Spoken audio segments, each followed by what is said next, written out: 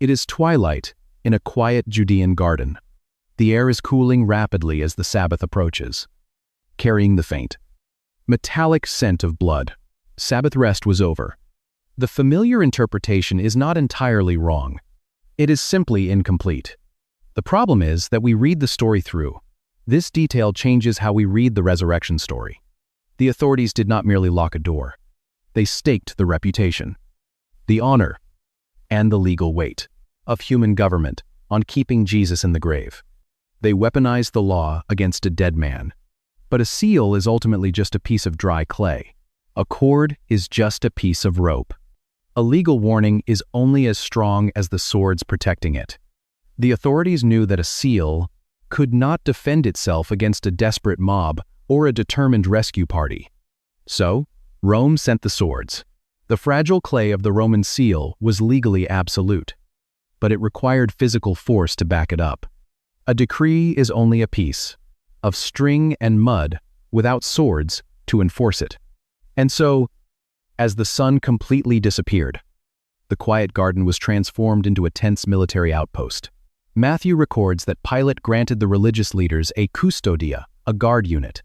This detail is crucial because it shatters the popular image of a couple of sleepy night watchmen leaning lazily against their spears.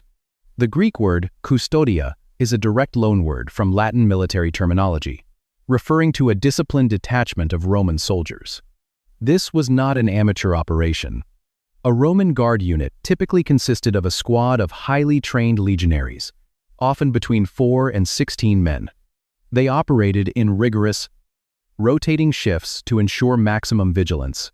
While a portion of the squad, the lens of a peaceful funeral, we see grieving disciples retreating in defeat. But the authorities who orchestrated the crucifixion did not view this, stood at strict attention in the cold night air, their eyes scanning the dark shadows of the olive trees. The others rested nearby, fully armed and ready to mobilize in a matter of seconds. The sensory shift in the garden would have been jarring, only 24 hours earlier. This was a place of weeping and quiet burial. Now, the stillness was broken by the sharp, metallic clink of Roman armor, the heavy tread of leather sandals on the dirt, and the crackle of torches casting long, shifting shadows against the limestone face of the tomb. The discipline of the Roman military machine was brutal and uncompromising. These men did not care about Jewish theology. They cared about their own survival. Under Roman military law, the penalty for falling asleep on watch, or for allowing a secured location to be breached, was not a reprimand. It was death.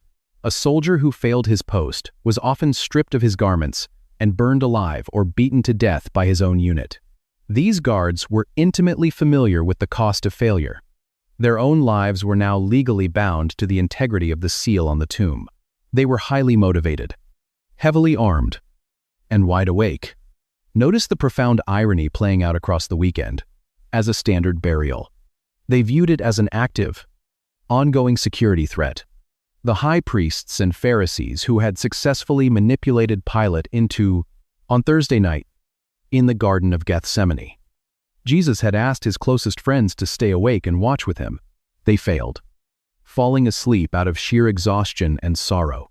But now, in another garden, his enemies have stationed professional killers who are under the threat of execution to stay awake and watch his grave.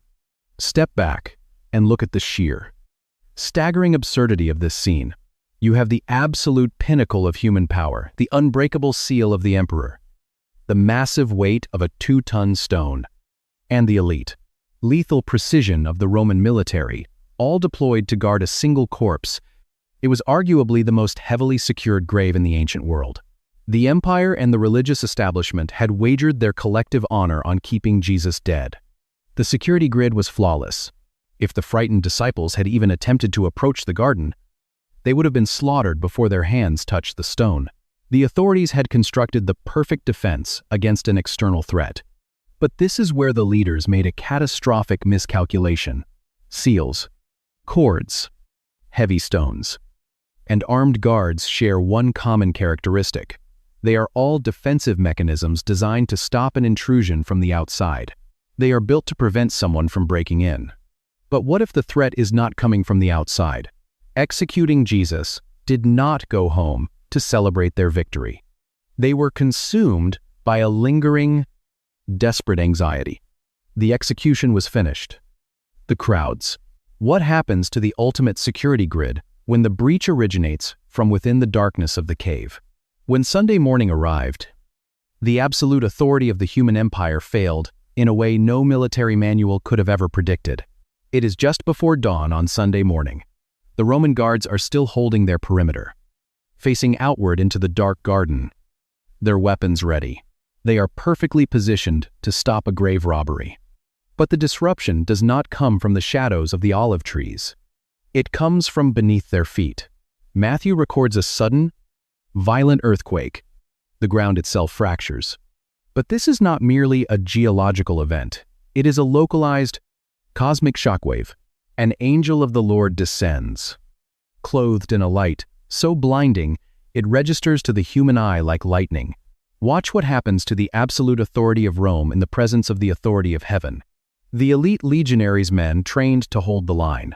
Against howling barbarian armies, do not fight. They do not draw their swords. Matthew writes that they shake with terror and become like dead men. In an instant of brilliant violence, the living guards are paralyzed as corpses, while the corpse they were guarding is already living.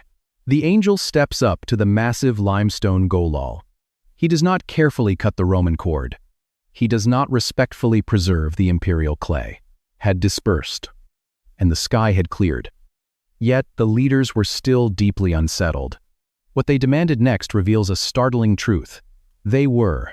He snaps the leather, shatters the emperor's emblem into dust, and effortlessly rolls the 2-ton stone up the incline. Then, he does something highly significant. He sits on it. This is not a posture of exhaustion.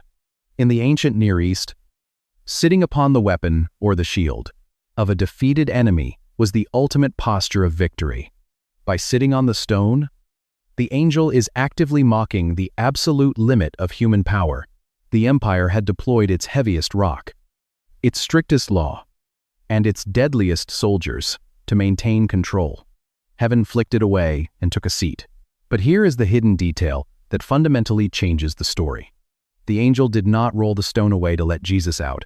When we study the resurrection narratives across the Gospels, we see that the resurrected Christ is no longer bound by physical architecture. Days later, he appears inside a locked room to comfort his disciples without using the doors. He did not need an angel to push a heavy rock out of his way to exit the cave.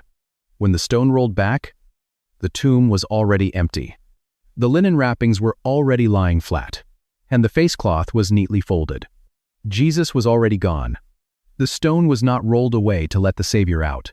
It was rolled away to let the witnesses in. The breaking of the seal was a deliberate, public demonstration, absolutely terrified of a dead man. You do not deploy the military watch of the Roman Empire against a crucified Galilean peasant. You do not. It proved that human authority, no matter how absolute it claims to be, cannot bind divine life. The religious leaders tried to control the narrative. The Roman governor tried to enforce a legal boundary. But their ultimate weapon, death, and their ultimate law, the seal, were simultaneously disarmed by a life that refused to remain buried. The shattered clay scattered across the garden dirt was the visible evidence that the highest authority on earth had just been overruled. That alone would be a staggering historical conclusion. But the story does not end in the 1st century. The legal victory that took place in that Judean garden echoes directly into the present. And this is where the ancient architecture of death becomes intensely personal. We rarely face Roman soldiers or literal limestone tombs in our daily lives. But we are intimately familiar with the concept of the seal. We know what it feels like when an authority figure, a circumstance, or even our own failure declares that a situation is permanently closed. A seal is any voice or force that looks at your life, assesses the damage, and says, "This is finished. Do not touch." It might be a medical diagnosis that offers no timeline for healing, binding your future to a clinical chart. It could be a financial collapse, that seems mathematically impossible to reverse. It is the addiction that has outlasted every sincere attempt at recovery, convincing you that the chains will never actually break. Leverage the supreme legal authority of Caesar over a lifeless body wrapped in linen. The empire did not waste its resources guarding corpses. Yet, here, it is the broken relationship where the heavy stone of bitterness has dropped firmly into its carved track, blocking any entrance to reconciliation. The world places its seal over your failure, your shame, or your deepest grief, stamping it with a terrifying finality. When we look at these heavy stones in our lives, we often make the exact same mistake the disciples made on Friday night. We accept the seal. We look at the taut cord of human logic, the hardened clay of our circumstances, and the signet ring of visible reality, and we agree with them.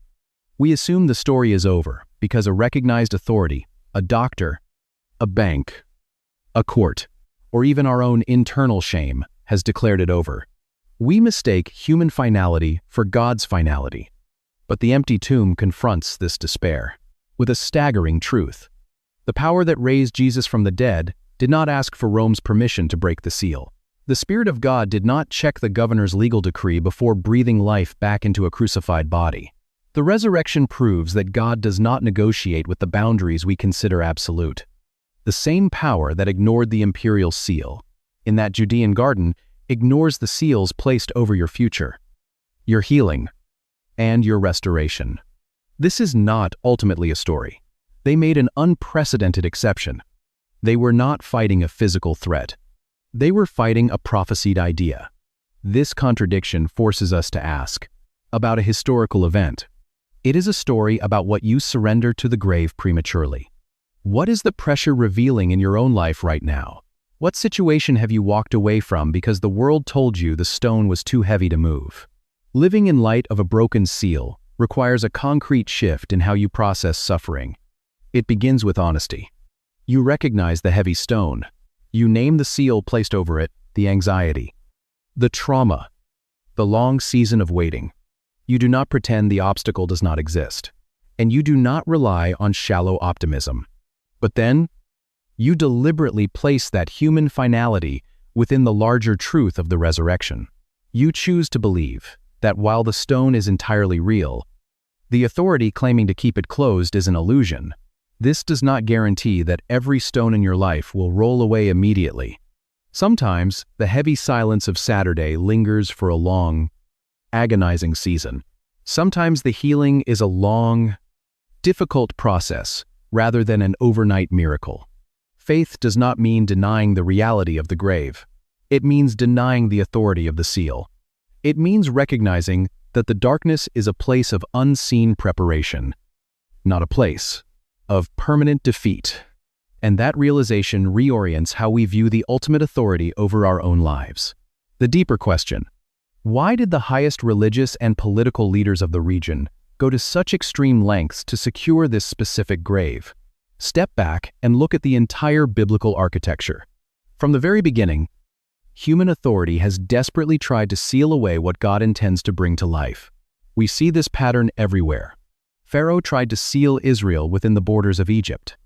Babylon tried to seal the prophets inside furnaces and lions' dens. And ultimately, Rome tried to seal the Savior of the world inside a stone cave in Judea. In every instance, humanity attempts to draw a boundary line, stamp it with its own authority, and command God not to cross it. The sealing of the tomb was never merely about preventing a grave robbery. It was the convergence of three profound human illusions. First, it was the illusion of control, the desperate attempt of terrified leaders to lock a divine promise behind a physical wall. Second, it was the illusion of authority, the belief that a Roman law could govern the author of life. And third, it was the illusion of finality, the assumption that if you bury a problem deep enough and guard it heavily enough, it will permanently disappear. They deployed their absolute best to ensure this: the heaviest stone, the strictest law, and the deadliest swords. But look again at the image we started with. What were they truly afraid of? What did it actually mean to put a Roman seal on a Jewish tomb? When we understand the cultural, return to that quiet Friday evening in the garden. Watch the Roman soldier pulling the coarse cord across the rough limestone. Watch him press the bronze signet ring into the wet clay, leaving the proud emblem of the emperor. On Friday, that small impression in the mud looked like the absolute pinnacle of human power. It was terrifying. It was the final word. But on Sunday morning, when the angel took a seat on the rolled-away stone, the meaning of that symbol was permanently transformed. Look at the shattered clay scattered across the dirt. Look at the snapped leather cord. That broken seal is no longer a warning of Rome's undisputed power. It is a permanent, historical monument to its absolute weakness. It is the visible proof that all earthly authority, every political decree, every medical diagnosis, every systemic failure, every human boundary is frighteningly fragile in the presence of the living God. The seal of Rome was snapped simply to show the universe that there is a higher throne. This changes everything about how you live tomorrow. When you face the heavy stones in your own life and the heavy fragrance of crushed myrrh, in front of a freshly carved burial cave, a massive disk of limestone rests in a recessed track. Weight of that action. The resurrection story shifts from a quiet spiritual triumph into a loud, cosmic legal victory. This is not ultimately the places where hope feels legally and permanently shut away. You do not have to rely on your own strength to break the cord. You do not need to panic when the world stamps its authority over your circumstances, telling you that your story is completely over. You do not have to negotiate with the darkness. The resurrection proves that God holds the final word over your life. He does not ask permission from the authorities. He does not respect the boundaries we build out of fear. When He speaks life, the earth shakes, the guards fall like dead men, and the heaviest stones are simply pushed aside, so that you can step in and see what He has already done. This was never a story about physical security. It is the story of a God who refuses to be contained by human finality. The world may have the power to place the seal, but only God has the authority to empty the grave. If this kind of study helps you see Scripture more clearly and strengthens your faith in difficult seasons, consider subscribing to the channel. Share this video with someone who feels like their story is over. And let me know in the comments what stone you are trusting God to move today. Story about physical security. It is a story about the absolute limits of human authority. We are meant to look at the imperial seal, the taut cord, the wet clay, and the imprint of the signet ring pressing against the stone. In the ancient world, that seal was designed to be the undisputed, irreversible, final word. It was a visible declaration that Rome owned this death, and no power on earth was permitted to alter it. But the authorities were about to discover that the authority of human empires is frighteningly fragile. To understand the true weight of the seal and the paranoia that demanded its presence, we first have to understand what it was attached to. We have to leave the spiritualized view of the story and step into the dirt, the stone, and the physical architecture of death in first-century Judea. To feel the weight of the anxiety that seized the religious leaders, we must first feel the weight of the stone. In the ancient Near East, burial was not merely about disposing of a body. It was an act of profound honor and finality. But the tomb where Jesus was laid was not an ordinary grave. It did not belong to a peasant. A Roman soldier pulls a coarse hemp cord taut across the rough face of the stone, stretching it from the rock wall to the stone itself. It belonged to Joseph of Arimathea, a wealthy and prominent member of the Sanhedrin. This was not a shallow trench dug into the dirt. It was a fortress carved directly into a solid limestone hillside. The architecture of a first-century wealthy Judean tomb was specifically designed to be impenetrable. Inside, there would be a preparation chamber and a carved stone bench, or arcosolium, where the body was laid to rest, wrapped in linen and spices. The air would be thick with the sharp, overwhelming scent of myrrh and aloes. But the most formidable feature was the entrance. To protect the deceased from scavenging animals and desperate thieves, stonemasons carved a slanted trench or track into the bedrock directly in front of the doorway. Inside this track rested a massive, disc-shaped rock known in Hebrew as a golal. These stones were immensely heavy, often weighing between 1 and 2 tons. Because the track was slightly angled, closing the tomb was a relatively simple task. Gravity did the work.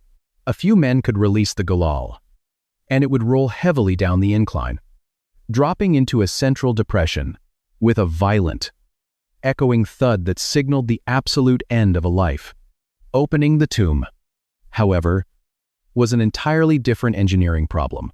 Rolling a 2-ton limestone wheel out of its groove and pushing it uphill required immense leverage, specialized tools, and the coordinated strength of several capable men. He presses a handful of wet clay over the center of the cord, flattening it against the rock. Finally, he takes a bronze signet ring. Furthermore, rock, grinding against rock inside a hollow cavern is not silent. Moving the golal would produce a deafening, scraping roar that would echo through the quiet garden, alerting anyone nearby. It was not a stealth operation, it was a major physical undertaking. This physical reality exposes a massive flaw in the rumor the religious authorities would later invent. The idea that a scattered group of grieving, traumatized fishermen could sneak into a garden in the middle of the night, coordinate the removal of a 2-ton stone uphill, and quietly extract a body without waking anyone in the vicinity is physically absurd. The disciples were hiding behind locked doors, terrified for their own lives. They were not planning an elite nocturnal heist. For an ordinary burial, the heavy stone was the final period at the end of a human story. It established the absolute boundary between the land of the living and the realm of the dead. It preserved the honor of the deceased. Once the golal slid into its resting place, the narrative was finished. The family would weep, walk away, and the body would be left in the darkness to decay in peace until the bones were eventually gathered into an ossuary box a year later, and presses it deeply into the damp earth. The ring leaves an official imprint. It is a small, quiet action, but that single impression, the sheer mass of the limestone, was a staggering physical barrier. It should have been enough to satisfy anyone that the body was secure, but it was not enough for the chief priests and the Pharisees. The physical stone was heavy, but the invisible barrier they were about to place over it was much heavier. A rolling stone was a standard burial practice for the wealthy. It was entirely expected. But what the religious leaders demanded the morning after the crucifixion was completely unprecedented. It is Saturday morning. The city of Jerusalem is locked in the strict, heavy stillness of the Sabbath. The streets are unusually quiet. Commerce has entirely ceased, and the thousands of pilgrims gathered for Passover are resting inside their temporary shelters. Yet, a delegation of high priests and Pharisees is moving urgently through the city toward the governor's headquarters. They are willingly crossing a threshold of ritual impurity during the holiest week of the year to secure a meeting with Pontius Pilate. Their desperation is glaring. Matthew 27 records this strange, anxious encounter. The religious leaders stand before the Roman prefect, the man who had just authorized the brutal execution of their rival, and they make an extraordinary admission. In the mud instantly transforms this garden from a place of private mourning into a heavily militarized zone. When we read the story of, "Sir," they say, "we remember what that deceiver said while he was still alive. After 3 days I will rise again." Notice the profound irony in their words. This is the deepest contrast of the crucifixion weekend. The disciples, who had walked closely with Jesus for 3 years, had completely forgotten his promise. They were currently huddled behind locked doors, crushed by grief, convinced the kingdom had failed. But the enemies of Jesus remembered. They were paying closer attention to his prophecies than his own friends. The Pharisees were not genuinely worried about a biological resurrection. They were political strategists, deeply invested in maintaining their delicate control over the population. What terrified them was the possibility of a stolen narrative. They explained their fear to Pilate.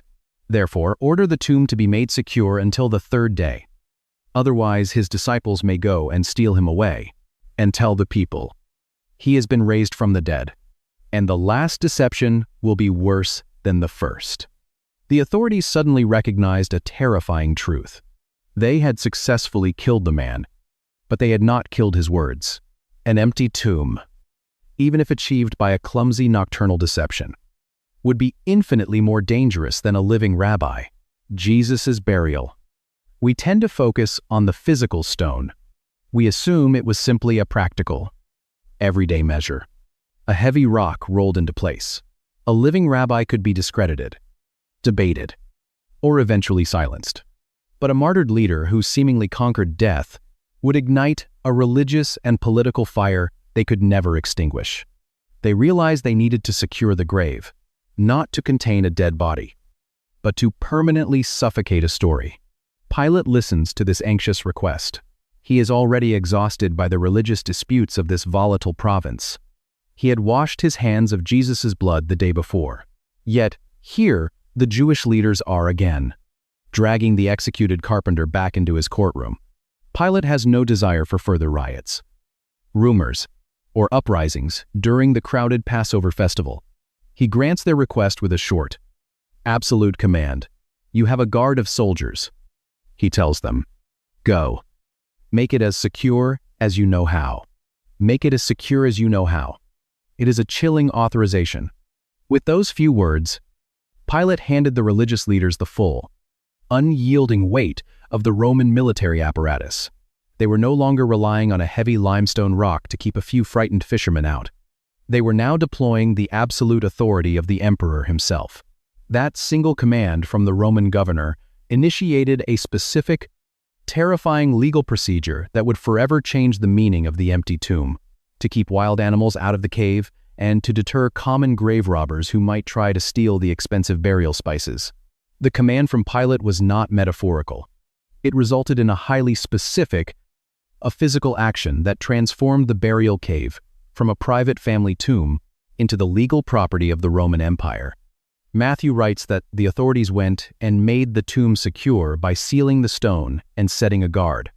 To understand what actually happened in the garden that evening, we have to look closely at the Greek word Matthew uses for sealing. The word is sphragizo. In modern English, the word seal has lost much of its intimidation. We seal an envelope. We seal a plastic food container. The translation is accurate, but the original term carries an additional, terrifying sense of absolute legal jurisdiction. In the ancient world, sphragizo was not merely a physical mechanism of closure. It was the imposition of supreme authority, physically. The process was simple, but highly visible. A long cord, likely made of coarse leather or hemp, was stretched tightly across the massive face of the rolling stone. The ends of the cord were fastened securely to the solid rock of the tomb's entrance, on either side. Over the center of the cord, right where it crossed the seam between the rolling stone and the cave wall, an official placed a handful of damp clay or hot wax. Finally, an authority figure, perhaps a high-ranking temple official or a Roman officer, pressed his heavy metal signet ring deeply into the soft material. Once the clay hardened in the cool evening air, it became impossible to move the stone even a fraction of an inch. We view the tomb as a quiet, somber place of finality, where grieving fishermen and weeping women planned to return as soon as without snapping the cord and shattering the official emblem. The integrity of the seal proved the tomb had not been breached. The image is striking. The heavy limestone rock was the physical barrier, but the small, fragile piece of clay, stamped with an emblem, was the legal barrier. We see this exact same mechanism centuries earlier in the book of Daniel. When the prophet is thrown into the lion's den, a stone is brought and placed over the mouth of the pit. But the stone alone was not enough.